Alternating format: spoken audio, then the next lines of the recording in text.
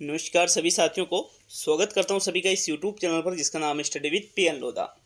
साथियों, आज हम मनोविज्ञान का 35वां टेस्ट हल करने वाले हैं, जिसमें आपको साइकोलॉजी के पूरे 30 प्रश्न देखने को मिलने वाले हैं, जो कि रीट पात्रता परीक्षा 2022 के लिए और उसके बाद में जो थर्ड ग्रेड का मुख्य पेपर होगा उसमें भी आपके साइकोलॉजी दोनों ही लेवल में आती है। सेकंड ग्रेड भर्ती में चाहे आपके कोई सा भी सब्जेक्ट हो उसमें भी साइकोलॉजी आती है, और साथ ही फर्स्ट ग्रेड भर्ती में इसमें भी साइकोलॉजी आती है। साथियों, सभी कोई सा भी सब्जेक्ट हो चाहे, तो यहाँ पर मैराथन टेस्ट हल करने वाले हैं। एक एक प्रश्न को व्याख्यात्मक रूप से हल करेंगे।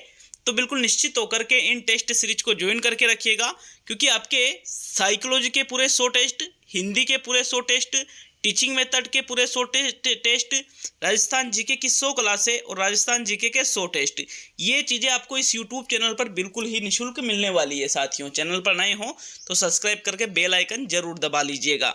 पहला प्रश्न देखेंगे आपके। प्रश्न नंबर 1 है, फ्रायड के अनुसार मनोविश्लेषण में सबसे कम भूमिका होती है अचेतनता की, पूर्व चेतनता की, चेतनता की और इनमें से सभी की।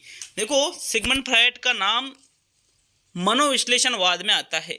मनोविश्लेषणवाद का सिद्धांत सिगमंड फ्रायड ने दिया था। साथियों, अपने इस सिद्धांत में इन्होंने मन के 3 प्रकार बताए थे। कौन कौन से? चेतन, अचेतन, पूर्व चेतन या अर्धचेतन।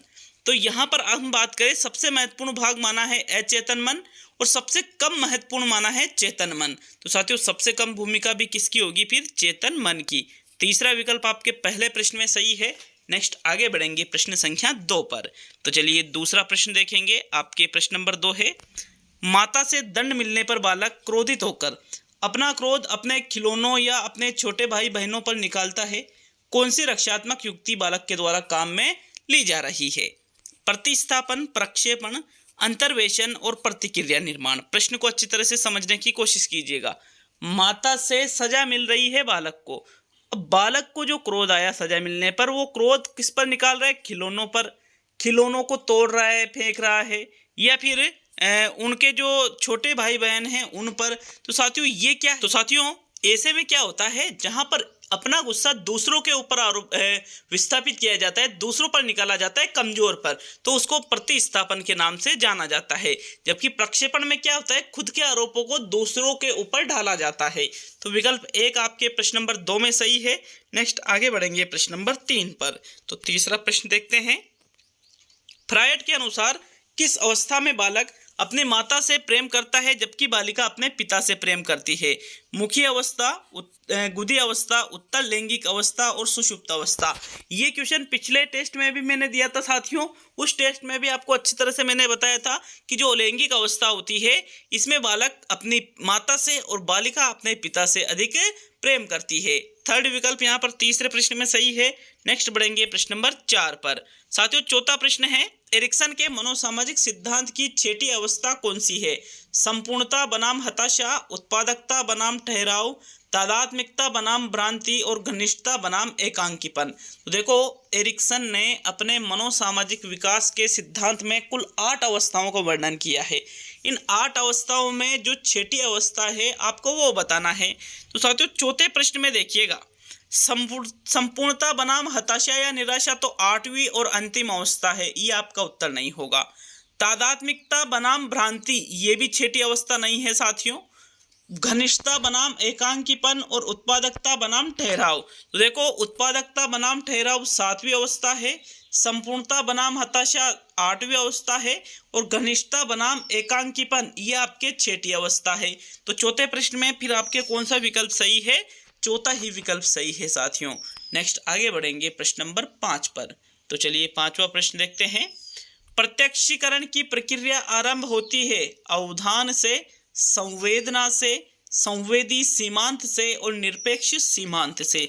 तो 5वें प्रश्न में कौन सा विकल्प सही है? प्रत्यक्षीकरण की प्रक्रिया किससे आरंभ होती है? आपको इस प्रश्न में ये जवाब देना है। देखो, प्रत्यक्षीकरण की जो प्रक्रिया है वो मानी जाती है आरंभ किससे? संवेदना से आरंभ मानी जाती है। किससे आरंभ मानी जाती है? संवेदना से। कि व्यक्ति किसी चीज की संवेदना का अनुभव करता है और फिर उसके अर्थ को समझता है, वो कहलाता है प्रत्यक्षीकरण। इसलिए सेकंड विकल्प आपके प्रश्न संख्या 5 में सही है। नेक्स्ट आगे बढ़ेंगे साथियों प्रश्न नंबर 6 पर। तो छठा प्रश्न, निम्न में से कौन सी बाह्य ज्ञानेंद्रिय नहीं है? नाक, त्वचा, कान और गति संवेदी। बाह्य ज्ञानेंद्रिय क्या होती है? जैसे जो हमें बाहर से दिखाई देती है, जो शरीर के बाहरी भागों में स्थित होती है, वो बाह्य ज्ञानेंद्रिय कहलाती है। और ज्ञानेंद्रियों के माध्यम से हम चीज़ों को अनुभव करते हैं, चीज़ों के बारे में आपको पता चलता है कि ये चीज़ है, ठीक है। सूंघ कर, छू कर, देख कर, सुन कर, ये सभी क्या है? ज्ञानेंद्रिय है साथियों, ठीक है। जैसे छू कर मतलब हाथों से, फिर मतलब स्किन वगैरह जो हमारी त्वचा है वो, फिर सुनकर कानों से, कान ज्ञानेंद्रिय है। नाक सूंघ कर, जीभ हमारी जो है ये चख करके। तो इस प्रकार ये चीज़ें ज्ञानेंद्रियां हैं। लेकिन जो गति संवेदी है ये बाह्य ज्ञानेंद्रियों में नहीं आती है।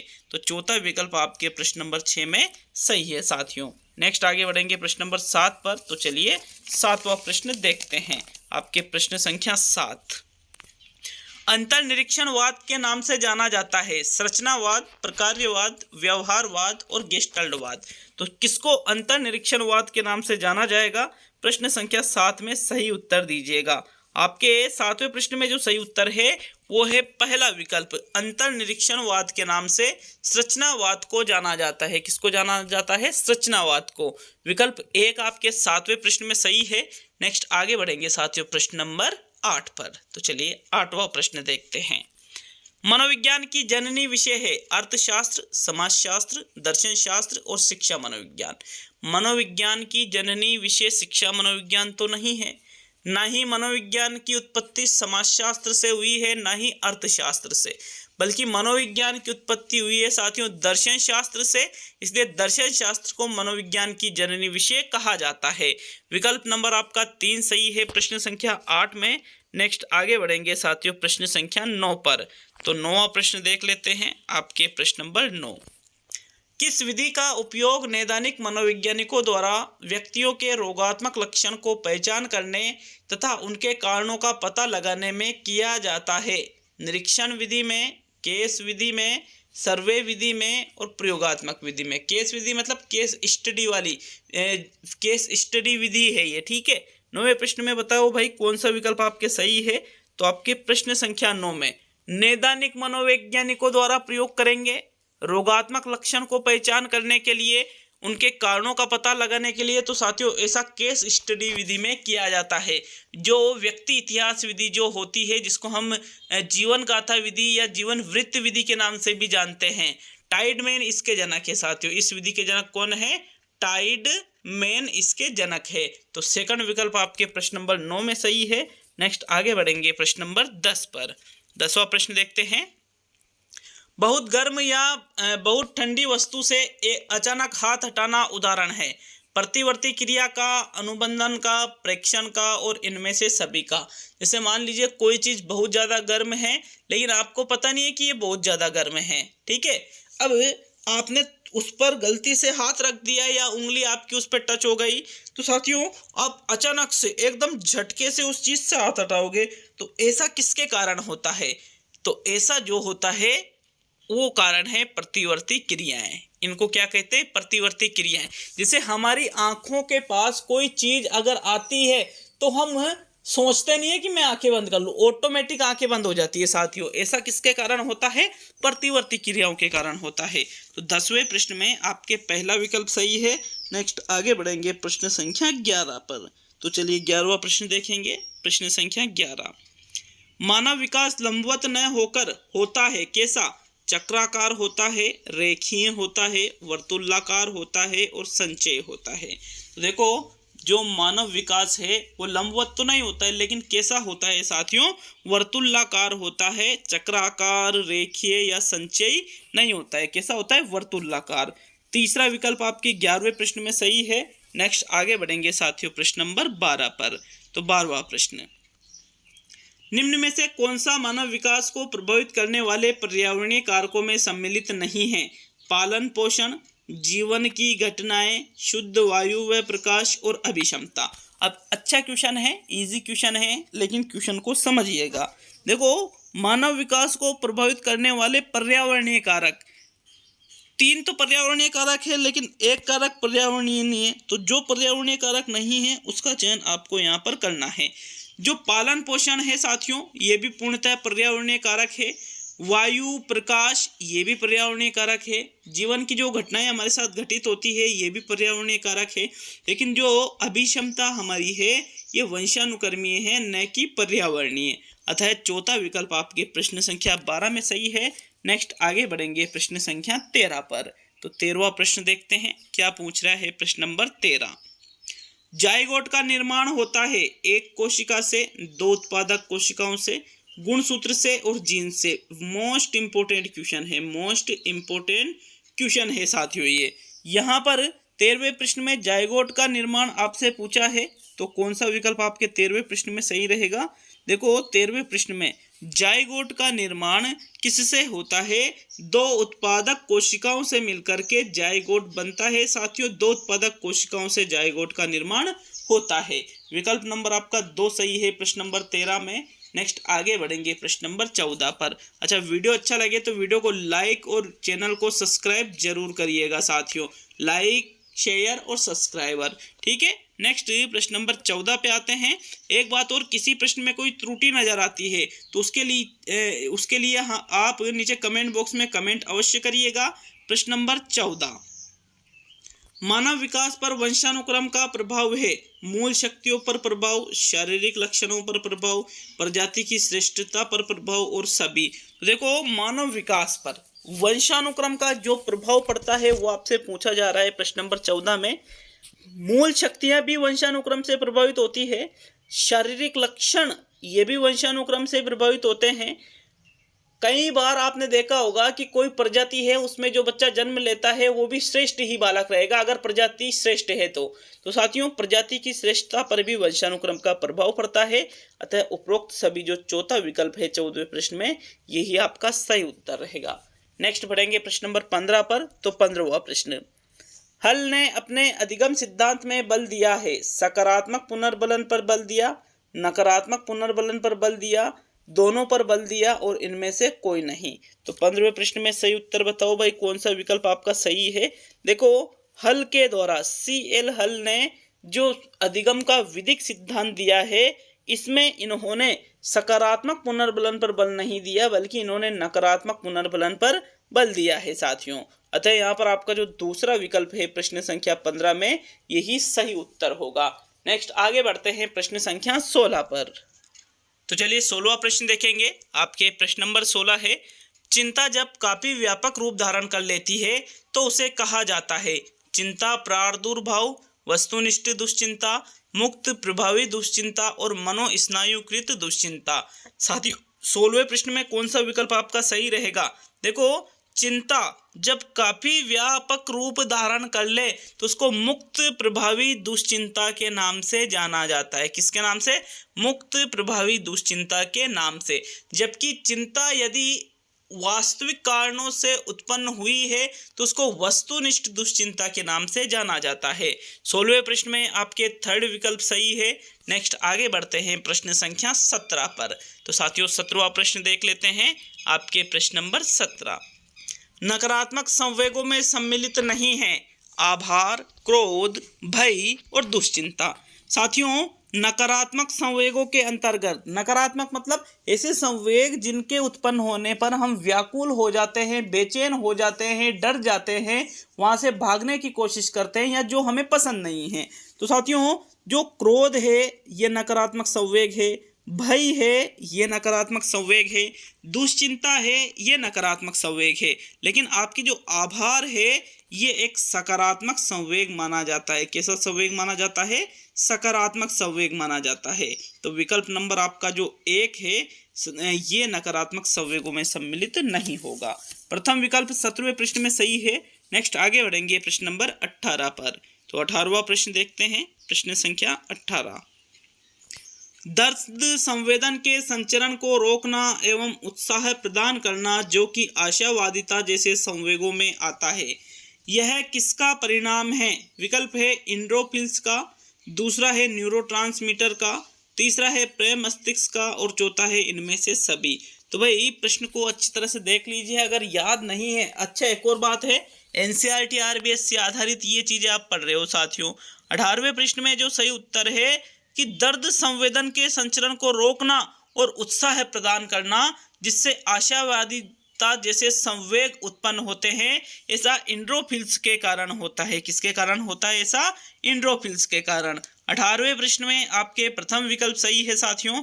नेक्स्ट बढ़ेंगे प्रश्न संख्या 19 पर। तो चलिए 19वां प्रश्न देखेंगे। प्रश्न संख्या 19, संवेग के संबंध में असत्य कथन है। असत्य कथन है मतलब 3 कथन तो यहाँ सत्य रहेंगे और 1 कथन कैसा रहेगा? असत्य। तो उसी असत्य कथन का आपको यहाँ पर चुनाव करना है। अब विकल्पों को देखो। पहला विकल्प है संवेग एक जटिल अवस्था है। दूसरा है इसमें आंगिक प्रतिक्रियाएं होती है। तीसरा है संवेग के कारण कुछ अभिव्यंजक व्यवहार होते हैं और चौथा है इनमें से कोई भी नहीं। तो साथियों 19वें प्रश्न में देखो, संवेग के बारे में असत्य कथन की हम बात करें तो जटिल अवस्था संवेग को माना जाता है, ये बिल्कुल सही है। आंगिक प्रतिक्रियाएं भी इसमें होती है, अभिव्यंजक व्यवहार भी होते हैं। मतलब पहला विकल्प, दूसरा विकल्प और तीसरा विकल्प तीनों ही तो ये कैसे है साथियों? सत्य है। लेकिन यहाँ जो चौथा विकल्प है इसमें तो क्या दे रखा है? इनमें से कोई नहीं। तो इनमें से कोई भी कथन असत्य नहीं है साथियों। चौथा विकल्प इस प्रकार से आपके 19वें प्रश्न में सही हो जाता है।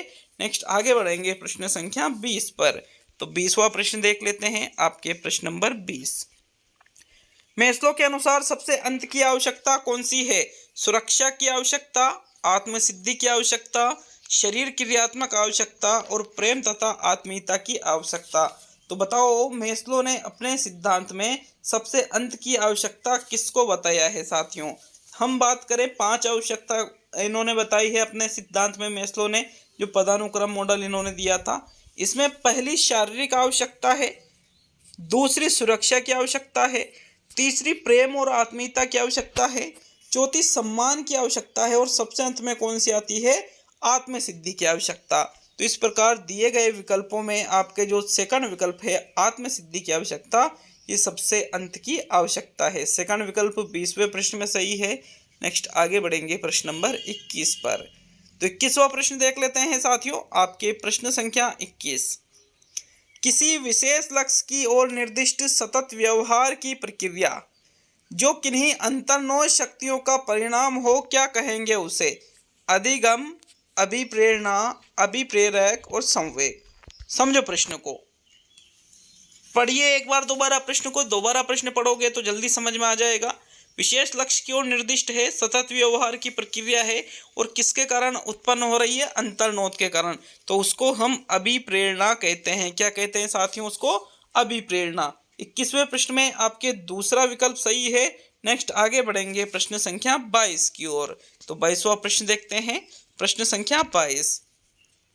चिंतन के मूल तत्वों में सम्मिलित नहीं है मानसिक प्रतिमा, तर्कना, निर्णयन और समस्या का समाधान। साथियों चिंतन के मूल तत्वों की अगर हम बात करें तो इसमें मानसिक प्रतिमा भी होती है, तर्कना भी की जाती है, निर्णयन भी किया जाता है और समस्या का समाधान भी किया जाता है। मतलब इस प्रश्न में भी चारों ही विकल्प आपके सही उत्तर होंगे प्रश्न संख्या 22 में। नेक्स्ट आगे बढ़ेंगे साथियों प्रश्न नंबर 23 पर। तो 23वां प्रश्न, व्यवहारवादियों के अनुसार भाषा का विकास अधिगम कौन से सिद्धांत पर आधारित है? साहचर्य के सिद्धांत पर, अनुकरण के सिद्धांत पर, पुनर्बलन के सिद्धांत पर और इनमें से सभी। 23वें प्रश्न का सही उत्तर बताओ भाई, कौन सा विकल्प आपके सही रहेगा? जो भाषा का विकास होता है वो अधिगम के कौन से सिद्धांत के आधार पर होता है? तो साथियों भाषा का विकास अनुकरण के माध्यम से भी होता है, साहचर्य के माध्यम से भी होता है और पुनर्बलन के माध्यम से भी होता है। अतः फिर दिए गए विकल्पों में से जो चौथा विकल्प है इनमें से सभी वाला यही इसका सही उत्तर होगा। नेक्स्ट बढ़ेंगे प्रश्न नंबर 24 पर। तो चलिए 24वां प्रश्न देखते हैं। प्रश्न संख्या 24 क्या कह रहा है, ये देखो 24वें प्रश्न को। अधिगम के कौन से सिद्धांत में अनुक्रिया को पुनर्बलन के द्वारा मजबूत बनाया जाता है? प्राचीन अनुबंधन का सिद्धांत, ठोस अधिगम का सिद्धांत, चालक न्यूनता का सिद्धांत और क्रियात्मक संबद्धता का सिद्धांत। तो बताओ भाई 24वें प्रश्न में आपके कौन सा विकल्प सही रहेगा। अधिगम को वो कौन सा सिद्धांत है जिसमें अनुक्रिया को पुनर्बलन के द्वारा मजबूत बनाया जाता है। प्राचीन अनुबंधन में पुनर्बलन के द्वारा मजबूत नहीं बनाते हैं। ठोस अधिगम प्रयास त्रुटि वाला है, इसमें भी ऐसा नहीं होता है। तो तीसरा या चौथा कौन सा विकल्प आपके प्रश्न नंबर 24 में सही रहेगा साथियों। 24वें प्रश्न का जो सही उत्तर है वो रहेगा क्रियात्मक संबद्धता का सिद्धांत, जिसको आप क्रिया प्रसूत अनुबंधन का सिद्धांत भी कहते हो, जो किसके द्वारा दिया गया था, B.F. स्किनर के द्वारा यह सिद्धांत दिया गया था। तो चौथा विकल्प आपके 24 में सही है। नेक्स्ट आगे बढ़ेंगे साथियों प्रश्न नंबर 25 पर। तो साथियों 25वां प्रश्न है, बुद्धि का त्रितत्व का सिद्धांत किसने दिया। गिलफोर्ड ने, स्टर्नबर्ग ने, स्पीयरमैन ने और थॉर्नडाइक ने। तो साथियों यहाँ पर थॉर्नडाइक ने तो यह सिद्धांत नहीं दिया है। अब गिलफोर्ड, स्पीयरमैन और स्टर्नबर्ग। त्रितंत्रीय सिद्धांत स्टर्नबर्ग ने दिया। संक्रिया उत्पाद का सिद्धांत या 3D मॉडल वाला सिद्धांत गिलफोर्ड ने दिया। और त्रितत्व का सिद्धांत दिया स्पीयरमैन ने। साथियों स्पीयरमैन ने द्वितत्व का सिद्धांत भी दिया है। कौन सा, द्वितत्व का सिद्धांत भी स्पीयरमैन ने दिया और त्रितत्व का सिद्धांत भी स्पीयरमैन ने दिया। तो यहाँ थर्ड विकल्प आपके प्रश्न नंबर 25 में सही है। नेक्स्ट देखेंगे साथियों प्रश्न नंबर 26 को। तो 26वां प्रश्न देखते हैं साथियों। 26वां प्रश्न है, शरीर के संवेदी ग्राहकों द्वारा प्राप्त प्रारंभिक सूचना कहलाती है प्रत्यक्षीकरण, संवेदना, संज्ञान और अनुकूलन। तो जो संवेदी ग्राहक होते हैं शरीर के, उनके द्वारा प्राप्त प्रारंभिक जो सूचना है साथियों, उसको क्या कहा जाता है। 26वें प्रश्न में उत्तर देना है और इसका जो सही उत्तर है उसको प्रारंभिक सूचना को हम क्या कहेंगे, संवेदना। और यदि हम उसका अर्थ निकाल लेते हैं तो फिर उसको प्रत्यक्षीकरण कहा जाता है। विकल्प 2 आपके 26 में सही है। नेक्स्ट बढ़ेंगे प्रश्न नंबर 27 पर। तो 27वां प्रश्न है, वह विधि जिसमें स्वयं अपने विश्वासों, मतों आदि के बारे में तथ्यात्मक सूचनाएं प्रदान की जाती है कहलाती है आत्म प्रतिवेदन, प्रेक्षण, साक्षात्कार और मनोवैज्ञानिक परीक्षण। प्रेक्षण में हम चीज़ों को देखते हैं, ठीक है, और खुद के बारे में खुद ही यदि व्यक्ति बता रहा है तो उसको साक्षात्कार या मनोवैज्ञानिक परीक्षण नहीं कह सकते, बल्कि हम उसको आत्म प्रतिवेदन के रूप में जानते हैं। विकल्प 1 आपके 27 में सही है। नेक्स्ट आगे बढ़ेंगे साथियों प्रश्न संख्या 28 पर। तो 28वां प्रश्न देख लेते हैं, बुद्धि के संप्रत्यय को मानसिक संक्रियाओं के रूप में औपचारिक बनाने का प्रयास करने वाले प्रथम मनोवैज्ञानिक कौन थे। अल्फ्रेड बिने, बिने साइमन, रॉबर्ट स्टर्नबर्ग और विलियम स्टर्न और थॉमसन। तो यहाँ देखो, बुद्धि के संप्रत्यय को मानसिक संक्रियाओं के रूप में औपचारिक बनाने का प्रयास करने वाले जो प्रथम मनोवैज्ञानिक थे साथियों, उनका नाम है अल्फ्रेड बिने। पहला विकल्प सही है। एक तत्व का सिद्धांत भी बिने के द्वारा ही दिया गया था साथियों। विकल्प 1 28 में सही है। अब आज का सेकंड लास्ट मतलब 29वां प्रश्न देखेंगे, लेकिन वीडियो अच्छा लगे तो वीडियो को लाइक और कमेंट जरूर करिएगा। और साथ में हमें बता के जाए 30 में से कितना स्कोर बैठ रहे हैं, कहीं कोई त्रुटि वगैरह तो नज़र नहीं आ रही है, इसके लिए भी कमेंट अवश्य करिएगा। देखते हैं 29वां प्रश्न आज का और सेकंड लास्ट प्रश्न है, प्राथमिक मानसिक योग्यता का सिद्धांत किसने प्रस्तुत किया। स्पीयरमैन ने, थ्रस्टन ने, थॉर्नडाइक ने और गिलफोर्ड ने। तो साथियों गिलफोर्ड ने तो नहीं किया प्राथमिक मानसिक योग्यता का सिद्धांत, ना ही स्पीयरमैन ने और ना ही थॉर्नडाइक ने। एक ही बचा अब अपने पास, थ्रस्टन। विकल्प 2 आपके 29वें प्रश्न का सही उत्तर होगा साथियों। अब आज का अंतिम और 30वां प्रश्न देख लेते हैं। तो जाने से पहले वीडियो को लाइक शेयर जरूर कर दीजिएगा। देखते हैं अंतिम और 30वां प्रश्न। घटकीय, आनुभाविक एवं सांदर्भिक जैसे बुद्धि के प्रकार किसने बताए हैं। स्टर्नबर्ग ने, थॉर्नडाइक ने, स्पीयरमैन ने और बिनेट ने। तो देखो, जो घटकीय बुद्धि है, आनुभाविक बुद्धि है, सांदर्भिक बुद्धि है, ये बुद्धि के जो प्रकार है ये किसके द्वारा बताए गए साथियों, स्टर्नबर्ग के। नंबर आपका 1 सही है साथियों प्रश्न नंबर 30 में। तो ये आज का टेस्ट पूरा हुआ। कैसा लगा हमें कमेंट करके जरूर बताएं और इसके पहले के जितने भी वीडियो है प्लेलिस्ट में लगभग 35 जो वीडियो बने हुए हैं, 35 टेस्ट जो बने हुए हैं, यदि आप उनको सोल्व करना चाहते हो तो लास्ट में ये जो वीडियो दिख रहा है इस पर टच कर लेना, सारी प्लेलिस्ट ओपन हो जाएगी। ठीक है, यहीं से ही। तो मिलते हैं अगले वीडियो में। बहुत बहुत धन्यवाद सभी का।